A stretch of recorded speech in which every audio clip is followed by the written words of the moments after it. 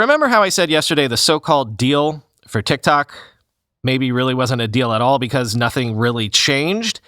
The concerns about TikTok being a Trojan horse for Chinese security shenanigans, for example, aren't actually being addressed with this Oracle tie-up.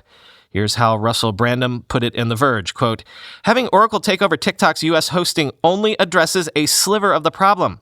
It means China can't directly siphon user data, but it probably couldn't have before, given the app's U.S. headquarters.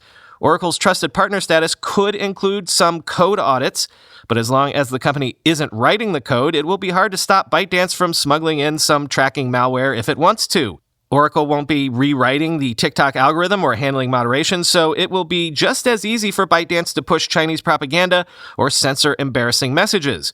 Oracle will be a contractor rather than a subsidiary, but it's not clear that will make them any less vulnerable to pressure or subterfuge. If you were concerned about TikTok before, there's no obvious reason you should be less concerned now," end quote.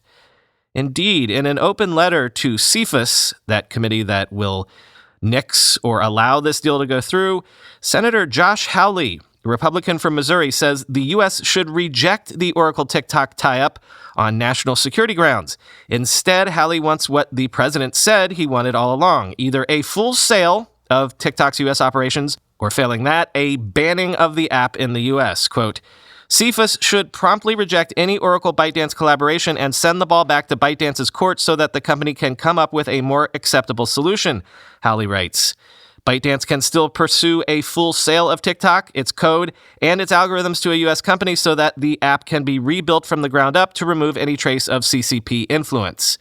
Perhaps, given constraints imposed by Chinese law, the only feasible way to maintain American security is to effectively ban the TikTok app in the United States altogether, the senator continues in the letter.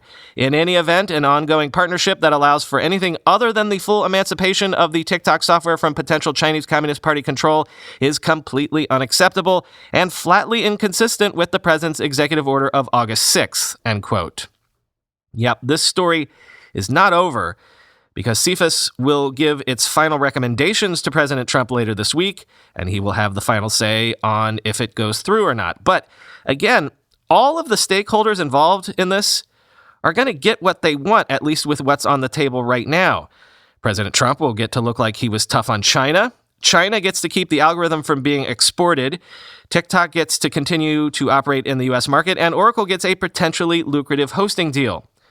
Josh Barrow in The Intelligencer wrote something last night that echoed what I said on this show yesterday, quote, "One of the big risks of state-directed capitalism, and there's really no other way to describe a situation in which the government directs one company to sell its assets to another company, is that political leaders will use state direction as an opportunity to reward their friends and supporters. That risk wasn't reason enough for the government to keep its hands off TikTok, but it appears likely the fight over TikTok will lead to an outcome where that downside of state capitalism materializes without the upside of reduced Chinese influence that we were supposed to get," end quote.